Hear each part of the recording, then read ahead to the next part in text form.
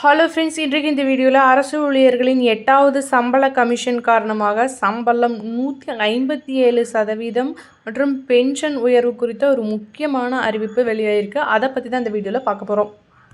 அரசு 8வது ஊதிய குழுவுக்கு ஒப்புதல் அளித்துள்ளது. இது சுமார் 50 லட்சம் ஊழியர்கள் மற்றும் 70 லட்சம் ஓய்வூதியதாரர்களுக்கு ஊதிய உயர்வை வழங்கும்.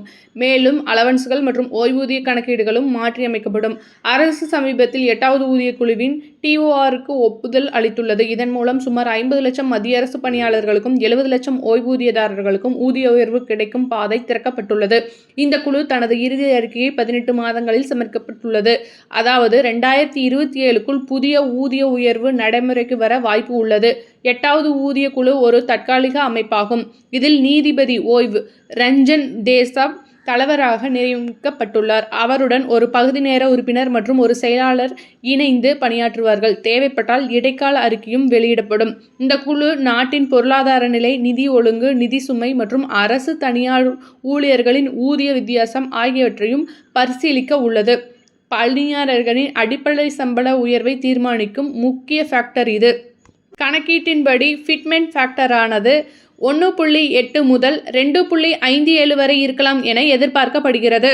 1.8 இருந்தால் லெவல் 1க்கு 18,000 to 32,400, லெவல் 2க்கு 19,900 35,820, லெவல் 3க்கு 21,700 39,060 ரூபாய் கிடைக்கும். இதே ஃபிட்மென்ட் ஃபேக்டரானது 2.57 இருந்தால் லெவல் 1க்கு 18,000 46,260 ஆகவும், லெவல் 2க்கு 19,900 51,143 ஆகவும், லெவல் 3க்கு 21,700 55,769 ஆகவும் ஊதிய உயர்வு கிடைக்கும். இதன் பொருள் ஊதியம் 80% 157% வரை அதிகரிக்கும் வாய்ப்புள்ளது. புதிய ஊதிய குழுவுடன் மகங்கூட்டிய தள்ளுபடி DA, வீட்டு வாடகை தொகை HRA மற்றும் பயணச்செலவு TA ஆகியவற்றிலும் புதிய கணக்கீடுகள் மேற்கொள்ளப்படும். மேலும் ஓய்வூதிய தொகை அதிகரிப்பதோடு ஓய்வூதிய கணக்கீடுகள் எளிமைப்படுத்தப்படும்.